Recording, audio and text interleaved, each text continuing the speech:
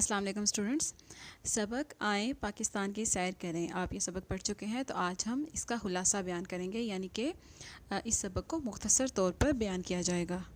तो हमारा वतन पाकिस्तान 14 अगस्त 1947 को दुनिया के नक्शे पर उभरा और हमारा वतन जो है ये कुदरती वसाइल से माला माल है।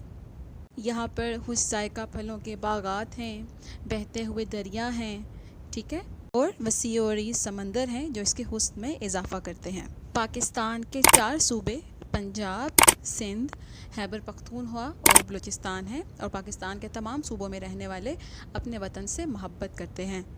इसके बाद देखिए सूबा बलूचिस्तान, तो रकबे के लिहाज से पाकिस्तान का सबसे बड़ा सूबा है और इसका दारुल हुकूमत कोयटा है।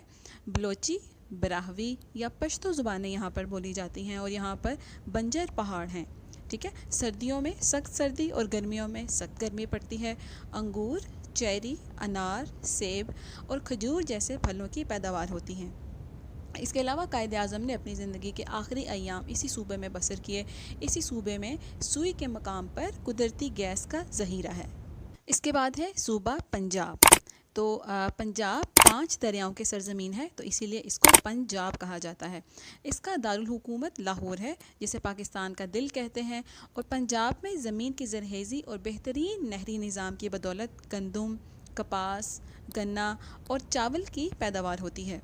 इस सूबे में चोलिस्तान का रेगिस्तान, नमक की दूसरी बड़ी कान, छांगा मांगा का खुद उगाया गया जंगल और हड़प्पा आसार कदीमा भी यहाँ पाए जाते हैं। इसके बाद देखिए सूबा सिंध। सूबा सिंध को ये नाम दरियाए सिंध की वजह से दिया गया और इसका दारुल हुकूमत कराची है, जिसको रोशनियों का शहर भी कहा जाता है और पाकिस्तान की पहली बंदरगाह और मज़ार कायद की वजह से मशहूर है। 712 में मोहम्मद बिन कासिम ने राजा दाहिर को शिकस्त देकर इसे फ़तह किया।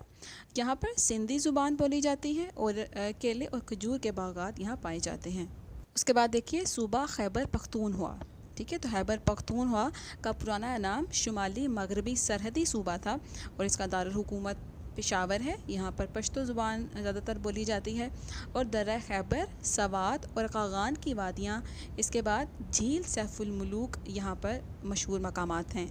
वादी सवात को पाकिस्तान का स्विट्ज़रलैंड भी कहते हैं और खैबर पख्तूनख्वा के लोग मेहमान नवाजी और जफाकशी की वजह से शोहरत रखते हैं। गंदम, मकई और तंबाकू के अलावा मुख्तलिफ फल यहाँ पैदावार के लिए मशहूर हैं।